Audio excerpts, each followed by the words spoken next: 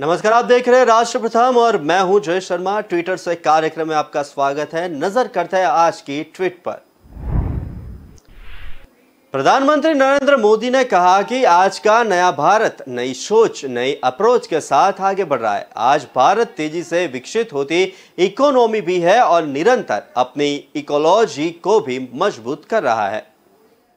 साथियों, आज का नया भारत नई सोच, नए अप्रोच के साथ आगे बढ़ रहा है। आज भारत तेजी से विकसित होती इकोनॉमी भी है और निरंतर अपनी इकोलॉजी को भी मजबूत कर रहा है। हमारे फॉरेस्ट कवर में वृद्धि हुई है और वेटलैंड्स का दायरा भी तेजी से बढ़ रहा है। हमने दुनिया को दिखाया है कि रिन्यूएबल एनर्जी के मामले में हमारी स्पीड और हमारा स्केल शायद ही कोई उसको मैच कर सकता है। इंटरनेशनल सोलर अलायंस हो, कोalition फॉर डिजास्टर रेजिलिएंट इंफ्रास्ट्रक्चर हो या फिर लाइफ मूवमेंट, बड़ी चुनौतियों से निपटने के लिए भारत आज दुनिया को नेतृत्व दे रहा है। अपने कमिटमेंट को पूरा करने के हमारे ट्रैक रिकॉर्ड के कारण ही दुनिया आज भारत के साथ जुड़ भी रही है। प्रधानमंत्री ने कहा कि अर्बन नक्सलियों ने, विकास विरोधियों ने सरदार सरोवर बांध के विशाल प्रकल्प को वर्षों तक रोक कर रखा था। आज वही एकता नगर पर्यावरण और विकास का तीर्थ क्षेत्र बन गया है। से अर्बन नक्सलों ने, विकास विरोधियों ने इस इतने बड़े प्रकल्प को, सरदार सरोवर डैम को रोक के रखा था। आपको जानकर के हैरानी होगी साथियों, ये जो सरदार सरोवर डैम एकता नगर में आप बैठे हैं ना, इतना बड़ा जलाशय देखा होगा आपने, इसका शिलान्यास देश आजाद होने के तुरंत बाद किया गया था। सरदार वल्लभ भाई पटेल ने बहुत बड़ी भूमिका निभाई थी।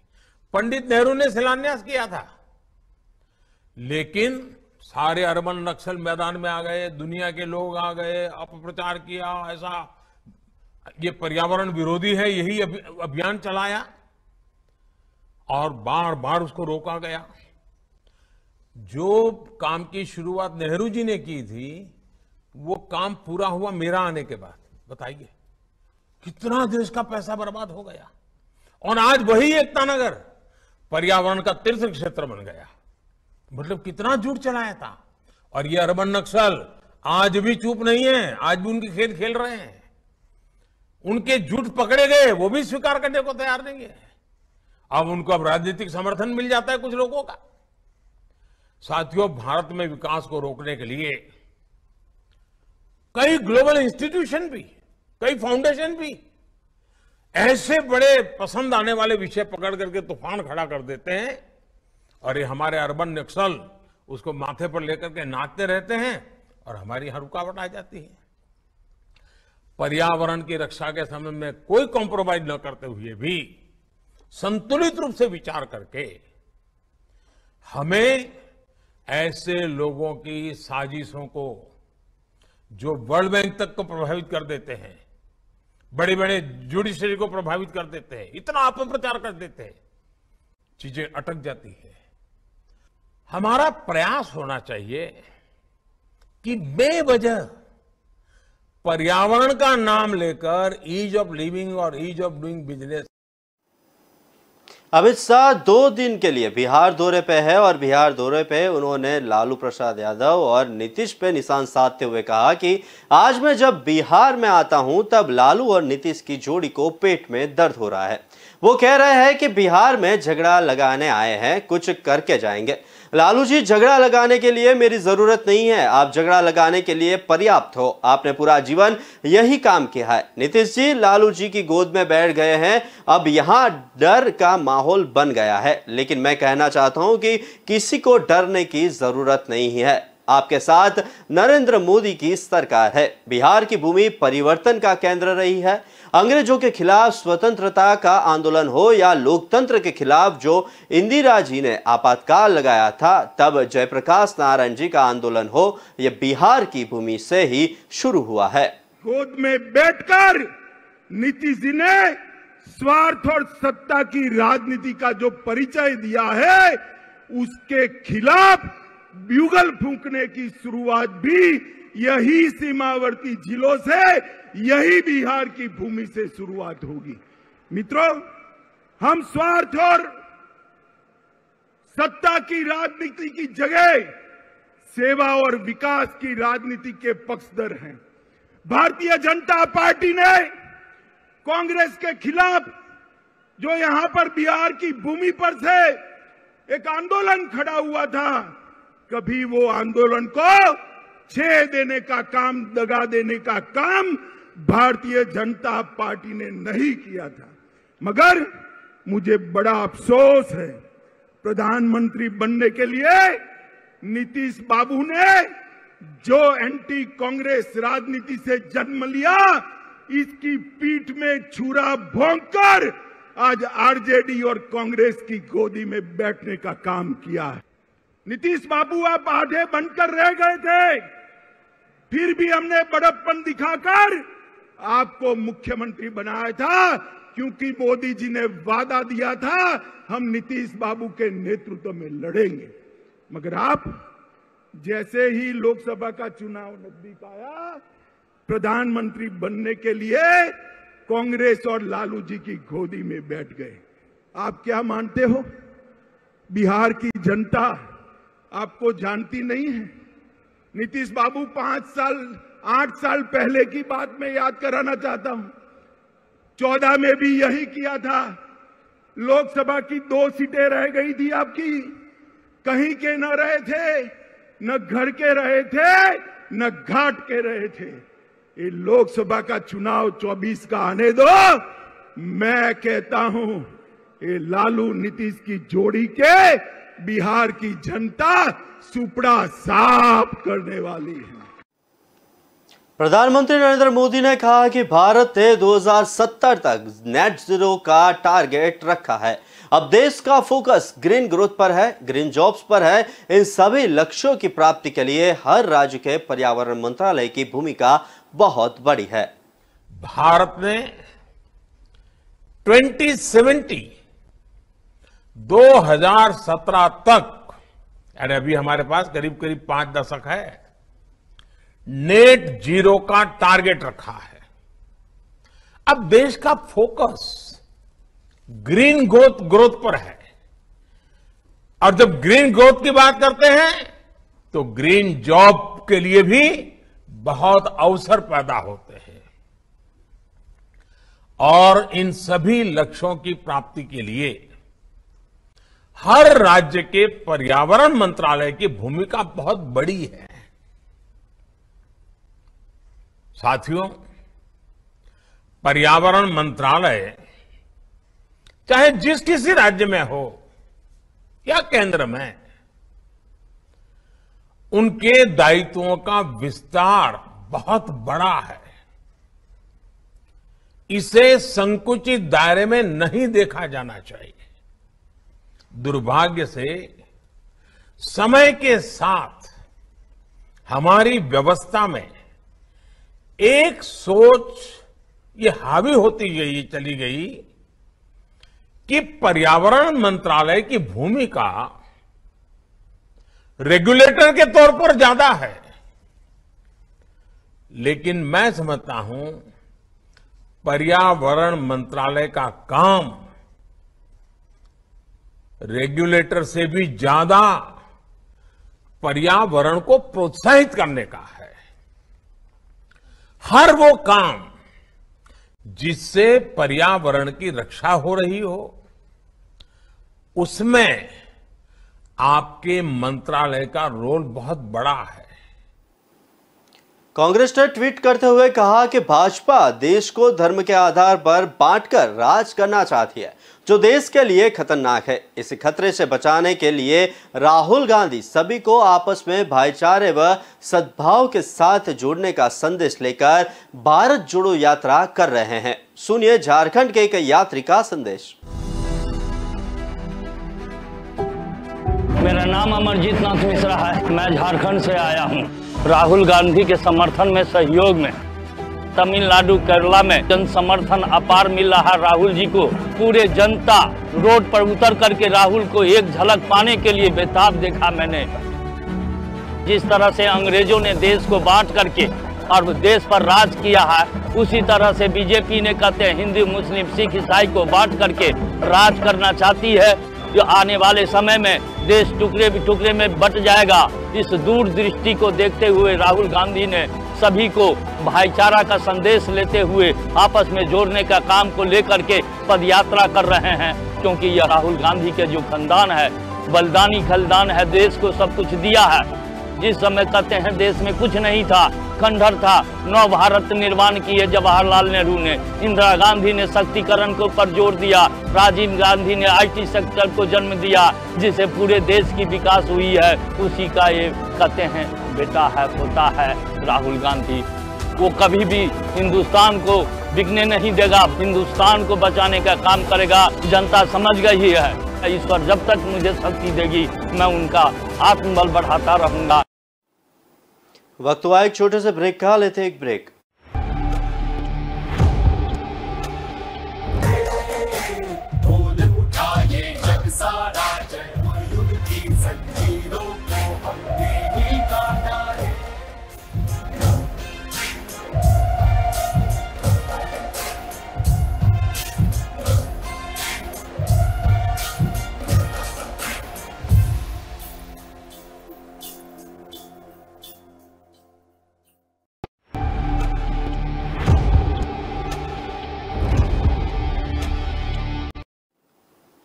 एक बार नजर करते हैं आगे की ट्वीट पर। कल पीएम मोदी हिमाचल प्रदेश का दौरा कर रहे हैं। पिछले विधानसभा चुनाव से पूर्व उन्होंने यहां की जनता से सेब बागवानों को उबारने के लिए कुछ वादे किए थे, जो आज तक पूरे नहीं हो पाए हैं। क्या कल पीएम मोदी इस बारे में कोई स्पष्टीकरण देंगे? हिमाचल प्रदेश में चुनाव दस्तक दे रहे हैं।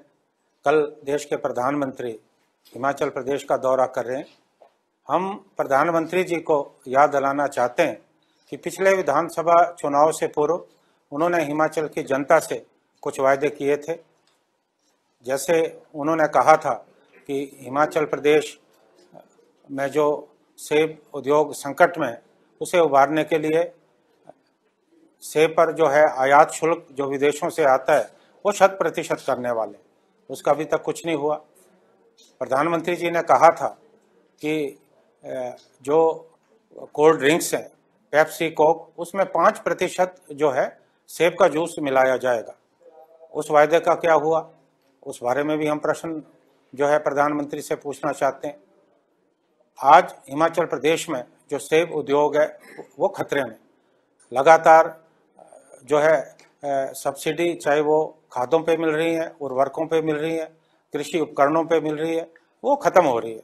उसी तरह से बजाय किसानों और बागवानों की मदद करने के 18% जीएसटी जो है कृषि उपकरणों पे, खादों पे और जो गत्ते की पेटी इस्तेमाल होती है उस पर बढ़ा दी है। तो प्रधानमंत्री जी से हम चाहते हैं कि जो आपने वादा खिलाफी की है, आप उसके बारे में क्या कहना चाहेंगे? हिमाचल प्रदेश आर्थिक बदहाली की स्थिति से गुजर रहा है। 70,000 करोड़ से ज़्यादा कर्जा है। हमने हमेशा मांग की है कि हिमाचल प्रदेश को अन्य पहाड़ी राज्य की तर्ज पे जो है आर्थिक पैकेज मिलना चाहिए। क्या प्रधानमंत्री जी कल इसकी घोषणा करने वाले? और मुझे ये लगता है कि अगर वो घोषणा करेंगे भी, उससे पहले जो हिमाचल प्रदेश की जनता के साथ वादा खिलाफी हुई है उस बारे में वो अपना स्पष्टीकरण दे। मनीष सिसोदिया ने एक स्कूल का वीडियो ट्वीट किया। अरविंद केजरीवाल के लिए स्कूल का मतलब है ऐसे शानदार क्लासरूम में तैयार हो रहे ऐसे देशभक्त नागरिक। दिल्ली के सरकारी स्कूलों में देशभक्ति पाठ्यक्रम की क्लास का ये वीडियो देखते हैं। आपको अपने सपनों का भारत कैसा दिखाई देता है, या फिर आप अपने भविष्य का भारत कैसा देखना चाहते हैं? इसके बारे में सोचिए और बताइए कि सपनों का भारत आपके लिए कैसा है। ऐसा क्या क्या होना चाहिए आपके देश में जो आपके सपनों का भारत बन सकता है? हाँ जी बेटा, कौन बताएगा? हाँ, लोकेश। मैं चाहता हूँ हमारा भारत ऐसा हो, क्योंकि हमारा इंडिया बाहर से तो बहुत ही ज़्यादा प्रोटेक्टेड है बाय आर्मी, नेवी एंड जल सेना, बट हमारा इंडिया अंदर से बहुत ही अनप्रोटेक्टेड है, क्योंकि यहाँ पे आए दिन रेप, सेक्सुअल हैरेसमेंट और किडनैपिंग, मर्डर्स के केस आते रहते हैं, वो भी लाखों की संख्या में। और ज़्यादातर हमारी पुलिस भी इन सब चीज़ों को संभाल नहीं पाती, क्योंकि हम देखते हैं, हम कुछ करते नहीं। पर हम ऐसा इंडिया चाहता है कि हम उन्हें देखें और उन्हें रोक सकें, कंप्लेन करें, ना कि डरे कि कोर्ट में हम कौन जाएगा, हम इनकी मदद कौन करेगा। ये मैं ऐसा चाहता हूँ कि इंडिया बहुत ही ज़्यादा प्रोटेक्टेड रहे और सेफ रहे। कार्तिक। मैं चाहूँगा कि फ्यूचर में हमारा इंडिया फुल्ली मॉडर्नाइज्ड हो जाए और वहाँ पे मैम हमारे देश में गरीबी बिल्कुल फिनिश हो जाए, ख़त्म हो जाए, और क्राइम्स भी रुक जाने चाहिए फ्यूचर में आते हुए, और हमारा देश एकदम डेवलप हो जाना चाहिए और सारी फील्ड्स में सबसे आगे होना चाहिए। प्रतीक। मैम मेरे सपनों का भारत ऐसा होना चाहिए कि मैम हमारे भारत में मैम सबसे स्वच्छ भारत मैम हमारा होना चाहिए, सबसे स्वच्छ कंट्री होना चाहिए। और मैम हमारे भारत में मैम जितने भी लोग हैं मैम उन सब में मैम एक प्यार का भाव उत्पन्न होना चाहिए। मैम सबको मैम जितने भी लोग हैं मैम सबको मैम एक दूसरे को एक अच्छे नज़रिए से देखें। और मैम मैं चाहता हूँ कि मैम जो हमारा देश है मैम वो मैम जितने भी हमारे मैम एशिया में नहीं मैम बल्कि मैम पूरी दुनिया में हमारा भारत सबसे उज्जवल हो। हाँ, अंकित।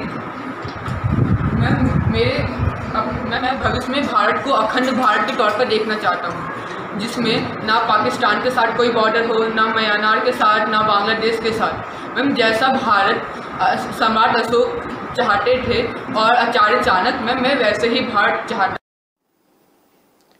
आज परमहंसी गंगा आश्रम ज्योतिश्वर पहुंचकर द्वारका शारदा पीठ एवं ज्योति मठ बद्रीनाथ के ब्रह्मलीन शंकराचार्य परम पूज्य स्वामी श्री स्वरूपानंद सरस्वती महाराज के श्री चरणों में शिवराज सिंह ने श्रद्धांजलि अर्पित की। आइए दिखाइए पथ पर चलकर हम सदा एक धरा एवं सनातन धर्म की सेवा करते रहेंगे। हमारे संतों एवं ऋषियों ने ईश्वर को प्राप्त करने के लिए 3 मार्ग बताए, ज्ञान मार्ग, भक्ति मार्ग और कर्म मार्ग बताए। ज्ञान, भक्ति और कर्म तीनों के त्रिवेणी संगम थे परम पूज्य ब्रह्मलीन जगत गुरु शंकराचार्य महाराज। 9 वर्ष की आयु में ही उन्होंने घर छोड़ दिया था। वह महान देशभक्त भी थे। ईश्वर को प्राप्त करने के सीधा पकड़ो, अरे ऊपर पकड़ो, 3 मार्ग हमारे संतों ने, ऋषियों ने बताए, ज्ञान मार्ग, भक्ति मार्ग और कर्म मार्ग। लेकिन ज्ञान, भक्ति और कर्म तीनों के त्रिवेणी संगम थे। परम पूज्य ब्रह्मलीन जगतगुरु शंकराचार्य जी महाराज बचपन से ही उद्भट विद्वान, थोड़े आगे, वैराग्य की वृत्ति, 9 साल की आयु में ही घर छोड़ दिया। लेकिन महान देशभक्त भी थे। ज्ञान पे पासा तो शांत की ही उन्हें, लेकिन आजादी की लड़ाई में भी भाग लिया। 19 महीने जेल रहे और क्रांतिकारी साधु कहलाए। उन्होंने धर्म की जय हो, अधर्म का नाश हो, प्राणियों में सद्भावना हो और विश्व का कल्याण हो। विश्व कल्याण के लिए और भारतीय संस्कृति, सनातन संस्कृति के माध्यम से ही वो कल्याण हो सकता है। उसके लिए उन्होंने पूरा जीवन समर्पित किया। वो दीन, दुखी और दलितों के लिए, शोषितों के लिए पूरे जीवन भर कार्य करते रहे। चाहे झारखंड में विश्व कल्याण आश्रम हो या अलग अलग राज्यों में जनजातियों के कल्याण के काम हो, वो सदैव करते रहे। चिकित्सालय, विद्यालय, संस्कृत पाठशाला और अनेकों सेवा के कामों का भी सदैव उन्होंने संचालन किया। समान नागरिक संहिता, अयोध्या में भगवान श्री राम के मंदिर का निर्माण और गोरक्षा जैसे विषयों पर हमेशा उन्होंने देश को जगाने का काम किया। अध्यात्म जगत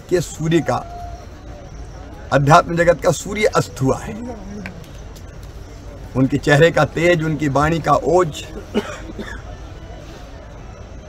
उनके ब्रह्मलीन होने के बाद भी सदैव दिखाई देता है। मैं उनके चरणों में प्रणाम करता हूं। शिवराज सिंह ने कहा कि आत्मानो मोक्षार्थ जगत हिताय च। परम पूज्य ब्रह्मलीन जगत गुरु शंकराचार्य जी महाराज ने आत्मा के मोक्ष और जगत के हित के लिए सर्वदा कार्य किया। यह क्षेत्र तो धन्य है। उनकी तपस्या, उनकी साधना ने इस क्षेत्र को एक ऊर्जा स्थल बना दिया है। आत्मनो मोक्षार्थ जगत हिताय च। आत्मा के मोक्ष और जगत के हित के लिए काम किया। ये क्षेत्र तो धन्य है।